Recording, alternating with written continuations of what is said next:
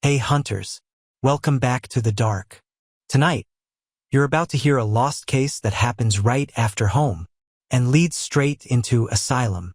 Sam and Dean are reeling, fresh from the fallout with their father, carrying guilt, grief, and a silence too loud to ignore.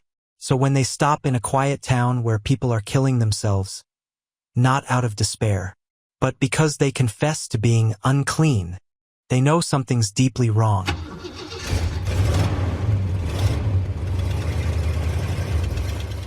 They left Lawrence at night, not because they were in a hurry, but because they couldn't breathe in that air anymore. A town where every house reminded them of Mary, where every neighbor's glance felt like a knife, where their own father had said, "We're not like them." "But you wanted to be," Dean had muttered. No one answered. Now they drove north, toward Illinois, toward the next case, the next fight. But inside there was only silence, and it spoke louder than any monster ever could.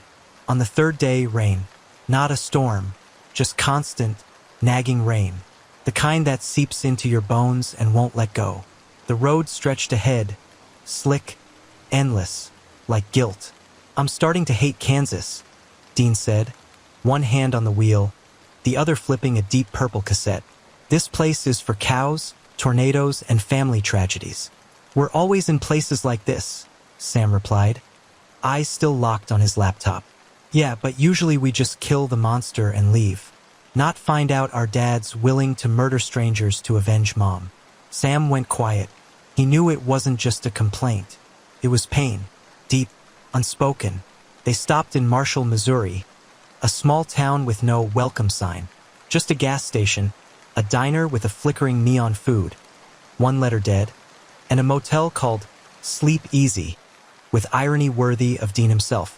"Of course," Dean said, staring at the peeling sign, "because after what we've seen, easy sleep is my top priority." "Maybe it actually is peaceful here?" Sam suggested. "Towns with one working neon letter never end well. Either there's a demon, a serial killer, or..."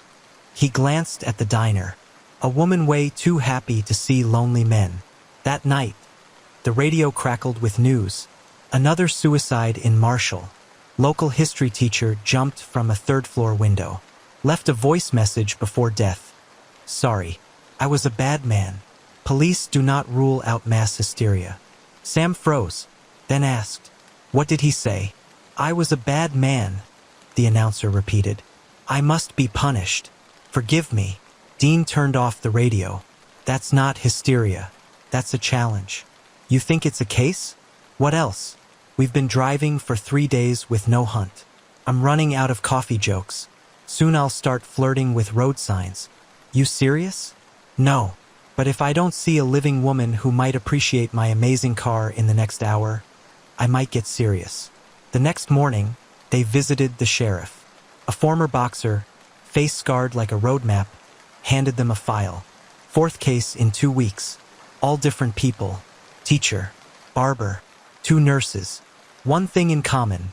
Before death, a note or recording, "Sorry, I was a bad person. No depression, no debts, no affairs. Just confession."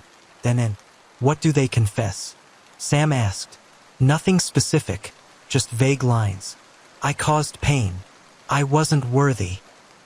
He said I must be cleansed." "Who's he?" Dean asked. "Don't know. They don't name him, but they all heard the same voice. Old, calm, like reading a verdict." They went to the latest scene, a 3-story house on the edge of town. The teacher's room sealed. Everything neat, books on shelves. On the desk, a tape recorder. Sam pressed play. Click. Then a voice. Not loud, not menacing, just inevitable. "You feel it, don't you? Guilt, shame. You know you are unworthy. Confess. Be cleansed. And then peace will come." Dean yanked out the battery. "Well, now I know what I fear more than spiders and graveyards." "What?" Sam asked. "People who sound like therapists, but want you dead." At that moment, the lights flickered, and for a second, in the mirror, Dean's reflection was gone. Only a man in an old suit remained, smiling, holding a microphone. He mouthed, "Silent. Next." They didn't sleep that night, not because the motel was loud. It was too quiet, like the walls had been emptied of sound, like the building itself was holding its breath. Dean sat on the edge of the bed, cleaning his gun, not because it needed it, because movement kept the thoughts at bay. Sam paced, reading through old news clippings on his laptop, photos of the victims, obituaries, police reports. They weren't depressed, Sam said. No history of mental illness. No trauma. Just sudden guilt. Like something planted it. "So we're not hunting a killer," Dean said. "We're hunting a whisper. Worse, we're hunting a voice that makes people want to die. And judging by the tape, it's been doing this before." He opened a folder labeled Blackwood Psychiatric, scanned documents from the 1970s, photos of a crumbling asylum surrounded by dead trees, a list of staff members. One name stood out, Dr. Elias Crowe, head of behavioral therapy, 1968 to 1975. Below, a note in red ink, terminated after patient deaths linked to experimental hypnosis. Subject believed confession could purify the soul. Declared unethical. Case closed. "Great," Dean muttered. A mad doctor who thought guilt was therapy. "And now someone's finishing his work," Sam said. "Or he is." The next morning, they drove to the local hospital archives. Dusty shelves, flickering lights. An elderly nurse with tired eyes handed them a box. "These were transferred from Blackwood when it shut down," she said. "Most of it junk.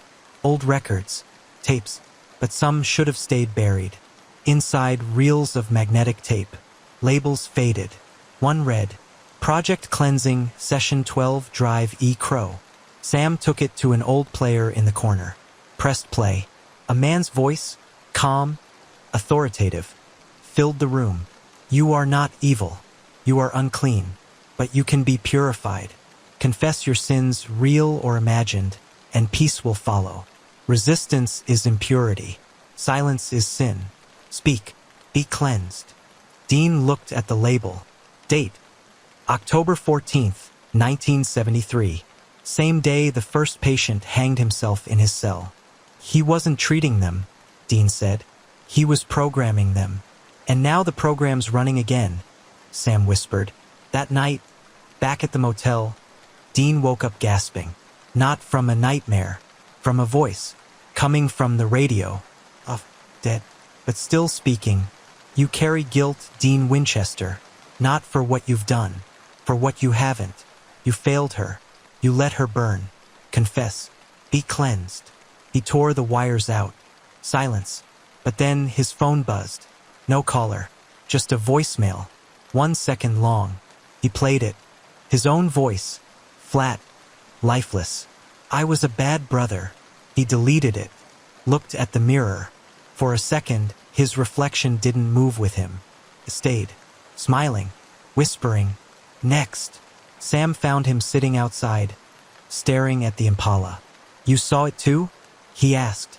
"Heard," Dean said.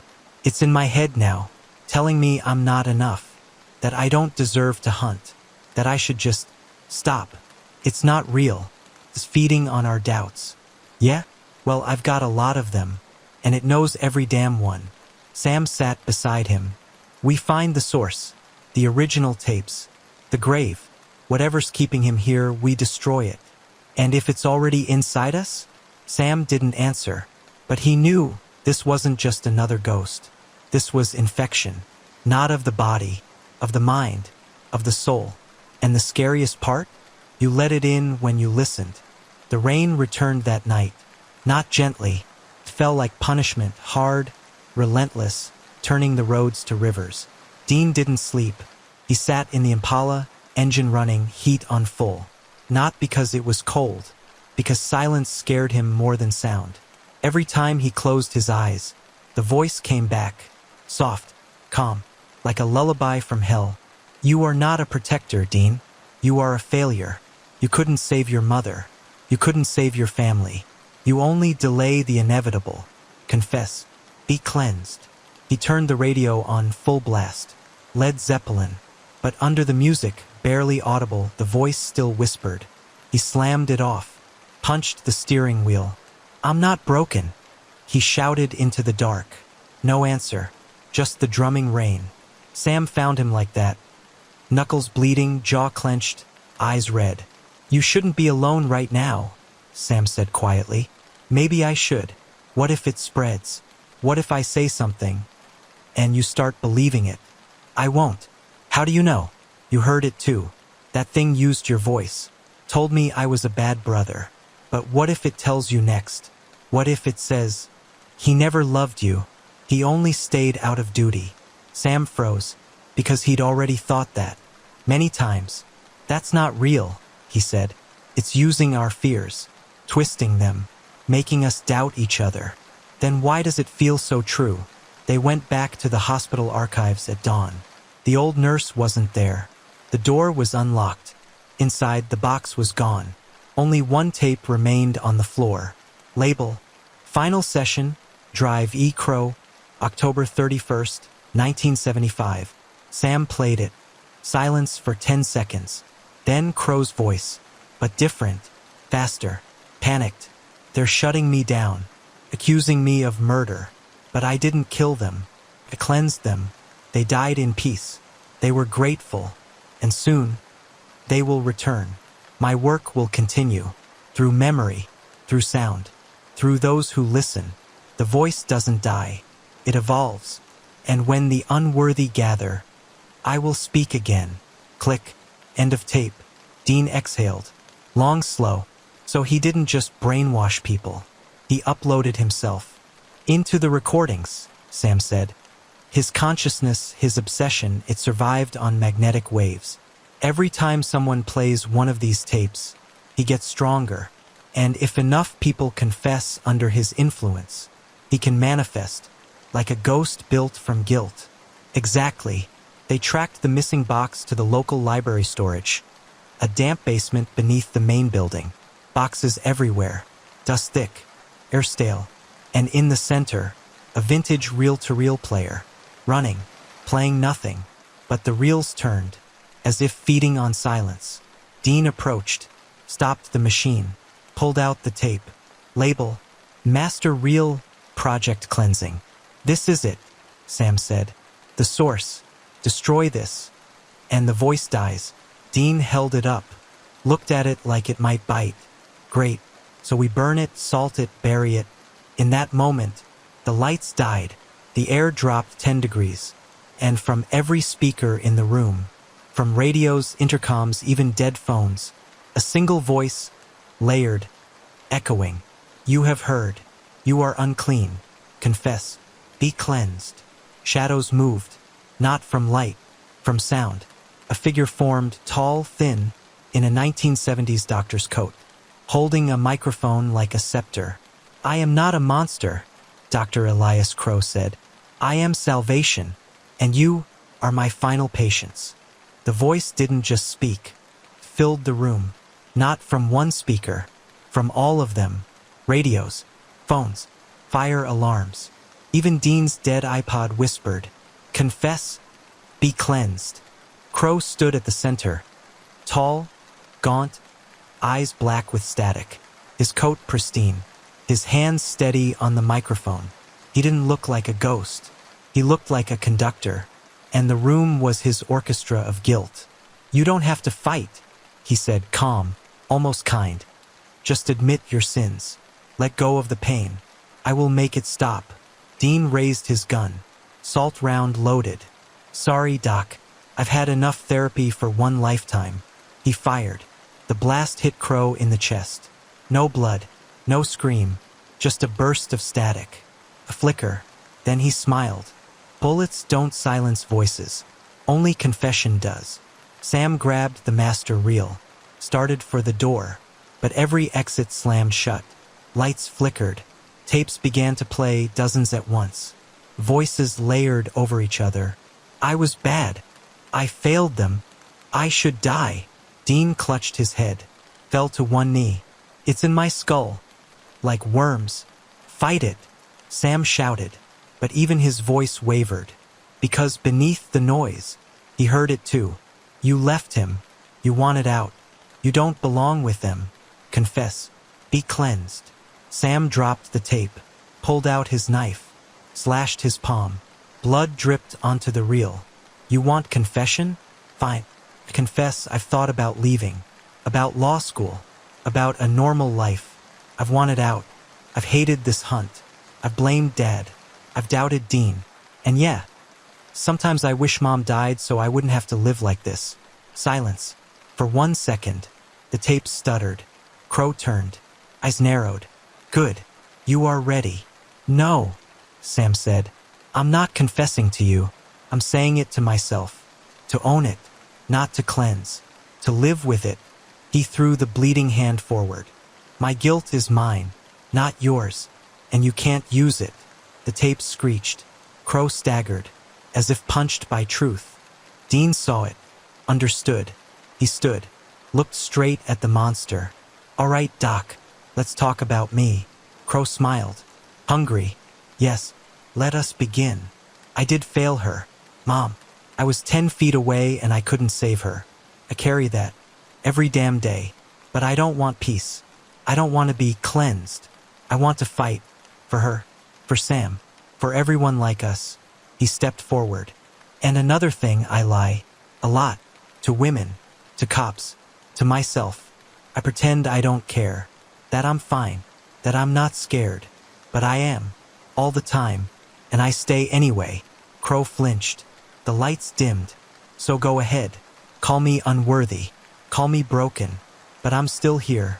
Still fighting. And I'm not letting you take my brother. He picked up the master reel. Held it high. This isn't therapy. This is war. They ran to the Impala. Trunk open. Salt. Holy water. Lighter fluid. Sam wrapped the reel in cloth soaked in blessed oil. Dean doused it in salt and gasoline. You really think fire kills a voice? Sam asked. No, but belief does. We stopped believing in his lies. Now we burn the lie itself. He lit the match. Threw it. Flame erupted blue at first, then white. The tape burned fast. Too fast. Like it was eager to die. From the fire, a final scream, not of rage. Of disbelief. No. They were supposed to confess. They were supposed to be clean. Then silence. Real silence. No hum. No whispers. No static. The fire burned itself out in less than a minute. Not with a roar. With a sigh. Like a long-held breath finally released. No explosion. No shockwave. Just the smell of melting plastic, charred tape, and something deeper. Like burnt memory. Dean stood over the ashes. Hands clenched. Breathing hard. Not from exertion. From release. It's gone, Sam said, voice quiet. No whispers. No static. No voice telling us we're not enough. Yeah, Dean muttered, but it was in there, for a while. It made me believe it. Sam looked at him, said nothing, but he knew. He'd felt it too. That cold hand on the soul. The lie that sounded like truth. They drove for hours. No music. No talk. Just the hum of the Impala and the open road. Then Dean spoke. You know what pissed me off most? What? That thing didn't even have a face. No fangs. No claws. Just a voice. And it got under my skin faster than any demon ever did. Because it didn't lie about the big stuff. It twisted the small things. The doubts. The fears I already had. It didn't create guilt. It just turned up the volume. Sam nodded. Stared out the window. Fields rolled by. Gray sky. A world still broken, but there's again. That's the thing about monsters like that, he said. They don't need to be real. They just need you to believe they are. And once you do, they own you. Well, not anymore, Dean said, turning the key. Led Zeppelin roared to life. Ramble on. He cranked it loud. Too loud. Like he needed sound to prove silence wasn't in control. That night, they stopped at a roadside diner. No neon. No flickering lights. Just warm yellow glow, coffee, and a waitress named Darla who winked at Dean and called Sam honey. Now this, Dean said, sipping black coffee, is how you heal. Good food. Hot drink. A woman who thinks I'm charming. She gave you extra pie, Sam said. That's not charm. That's bribery. Same difference. They ate, laughed, argued about whether Highway to Hell was better than Back in Black. Normal, human, alive. But as they left, Dean paused, looked back at the payphone in the corner. Dead. Unplugged. Yet for a second, he thought he saw the receiver twitch. He didn't say anything, just tossed a quarter into the slot. Let it clatter to the bottom. Just in case, he muttered. Can't trust a silent phone. Sam smirked, opened the passenger door. You're paranoid. Nah, I'm just good at staying unclean. They got in the car, drove into the dark. Behind them, the diner light blinked once, then stayed on. They crossed into Illinois at dawn. The sky bled orange at the edges, like a wound healing. No rain, no static, just open road and the low hum of the Impala. Steady, real, alive. But silence between them wasn't peace. It was processing, the kind that comes after you've stared into your own cracks and walked away without falling in. Dean tapped his fingers on the wheel. Stairway to Heaven rhythm. Sam watched the fields blur past. Neither spoke. Not because they had nothing to say, because some things were too heavy for words. 2 days later, they pulled up to a roadside memorial. Wooden cross, faded flowers, handwritten sign, in memory of those lost at Blackwood Asylum. They were not mad. They were victims. Sam got out, read it, then noticed something beneath the base. A small metal box, rusted, locked. He pried it open with his knife. Inside 3 audio cassettes, labels handwritten. Session 17, patient number 8. Final words, Nurse L. Carter. Confession, Drive E. Crowe, unreleased. Dean joined him, looked at the tapes, didn't touch them. You thinking what I'm thinking? That someone knows? Sam said, that this wasn't just random? That Crowe's work might still be out there? Or that someone wants us to find this, like a breadcrumb, or a warning. Sam held the last tape.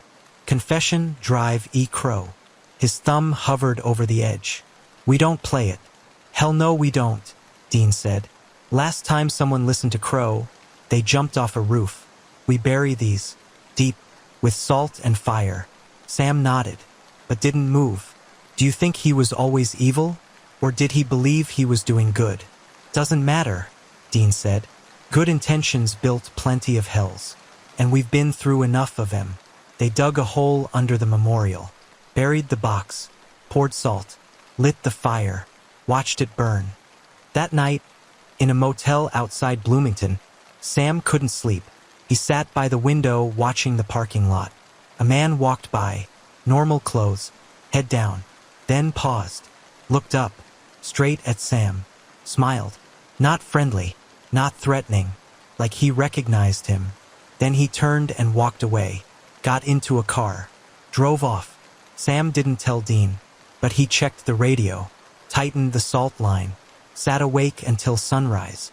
The next morning, Dean found him packing. You okay? Yeah, just ready to go. You're lying. Maybe, but not about wanting to move. Dean studied him, knew better than to push, knew the look, the one that said, I heard something, I saw something, and I don't want to talk about it. Fine, but if you start whispering, I was a bad brother in your sleep, I'm throwing you out of the car. Sam almost smiled. Almost. Deal. They loaded the Impala, closed the door, drove toward the next case. Behind them, the sun rose, bright, real, warming the asphalt. For now, the road to Blackwell Asylum was quiet. Too quiet. No radio. Dean hadn't turned it on since yesterday. Not because he didn't want music, because silence had started to feel loaded, like the air itself was holding its breath. Sam sat beside him, eyes open, not sleeping, watching towns flicker past. Signs for gas, food, forgotten names. But his mind was elsewhere, on voices, on confessions, on the man who smiled in the dark. You think we really killed him? Sam asked, voice low. Crowe? Dean said, hand steady on the wheel. We burned the source, broke the loop, stopped the suicides. by every rule in Dad's journal. Yeah, we killed him. But what if he wasn't just a ghost? What if he was an idea? One that doesn't need a tape to survive. Just fear, doubt. A single person who believes they're not enough. Dean exhaled, long, slow, looked at the horizon. Then we fight it every time it shows up. In a case, in a monster, in ourselves. That's the job.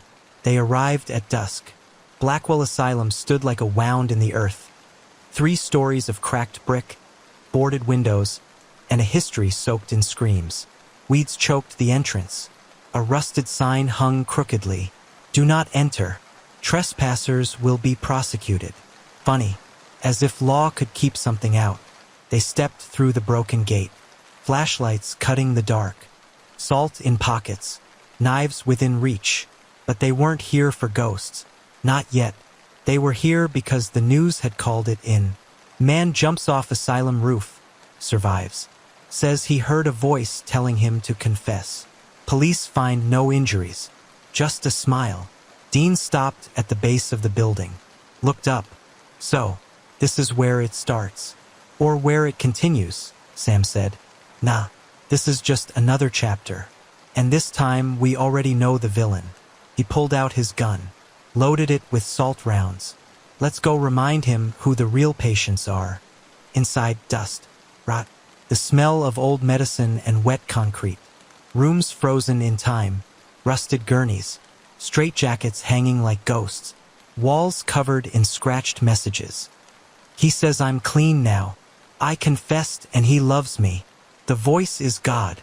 Sam paused at one, traced the letters with his finger. It's not over, is it? Crowe's gone. But this place, it remembers. Places don't remember, Dean said. People do. And as long as there's pain, someone will come along to clean it. He kicked open a door marked AUDIOVULT. Authorized personnel only. Inside, a shelf of tapes. Dozens. Hundreds. Labels faded. But one stood out. Drive E. Crowe Master Archive, sealed. Dean looked at Sam. Smirked. Want to play a record? Only if you promise not to dance. Dean picked it up. Held it like a bomb. Then smashed it on the floor. Stomped it into dust. Therapy's over. They didn't stay long. No need. The message was clear.